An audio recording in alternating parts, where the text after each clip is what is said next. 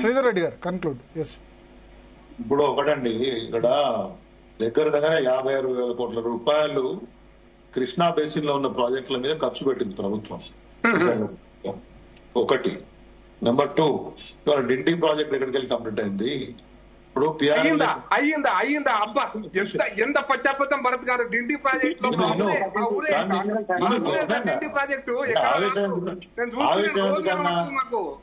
ఒకటి చెప్పేది, ఒక్కొక్క విషయం చెప్పేదండి. డిండి ప్రాజెక్ట్ ఎవరు తీసుకొచ్చినారు, పాలమూరు రంగారెడ్డి ఎవరు చేపట్టారు, ఇవాళ 3-4 లక్షల ఎకరాలకు కూడా సరిగ్గా నీళ్లు ఇచ్చలేని పరిస్థితి నుంచి 15 లక్షల ఎకరాలు అక్కడ మా ఉమ్మడి మహబూబ్ నగర్ రంగారెడ్డి సైడ్ ప్రయత్నం ఎవరు చేశారు, గోదావరి బేసిన్ ప్రాజెక్టులు ఎవరు కట్టారు, ఇవన్నీ అసలు తెలంగాణ రాష్ట్రంలో అంతకుముందు ఉమ్మడి ఆంధ్రప్రదేశ్ ఉన్నప్పుడు ఇక్కడి ప్రాజెక్టుల మీద, ఇక్కడ స్పెండ్ చేసిన బడ్జెట్ల మీద కనీసం నోరెత్తని నాయకులు 10 సంవత్సరాలుగా ఇరిగేషన్ మీద ఇంత ఎక్స్పెండిచర్ పెట్టి, మిషన్ కాకతీయ నుంచి మొదలుపెట్టి ఈ అన్ని ప్రాజెక్టుల వరకు కంప్లీట్ చేసుకొని ఇరిగేషన్ వ్యవస్థను అంత బ్రహ్మాండంగా చేసి వ్యవసాయానికి ఒక పెద్ద ఊతమిస్తే ఇవాళ తప్పు చేసినట్టు మాట్లాడడం అనేది వాళ్ళకి చెల్లుతుంది, ప్రజలు అర్థం చేసుకుంటారు. రాబోయే రోజులలో అనేక రకమైనటువంటి ప్రశ్నలకు ప్రజలు సమాధానం చెప్తారు.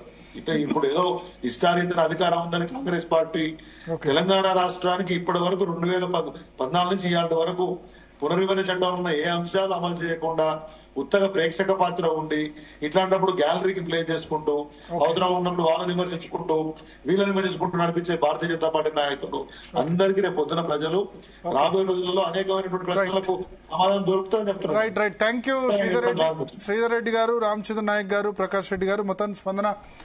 రేవంత్ రెడ్డి ఇవాళ పవర్ పాయింట్ ప్రజెంటేషన్ తర్వాత ఒక సవాల్ విసిరారు.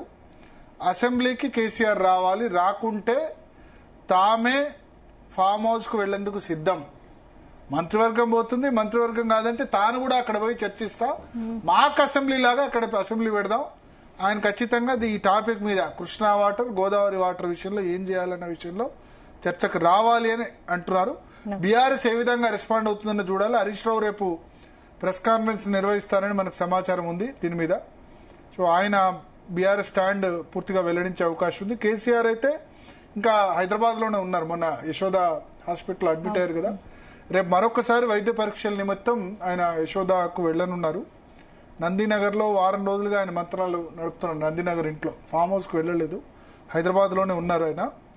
సో లాస్ట్ 4-5 రోజులుగా ఆయన డిస్కస్ చేస్తున్నారు. సో కేసీఆర్ కు ఏదైతే ముఖ్యమంత్రి రేవంత్ రెడ్డి ఓపెన్ ఆఫర్ చేశారో దాని మీద బీఆర్ఎస్ పార్టీ ఏ విధంగా రియాక్ట్ అవుతుంది అన్నది రేపు మనకు తెలిసే అవకాశం ఉంది. Right right thank you Bharat.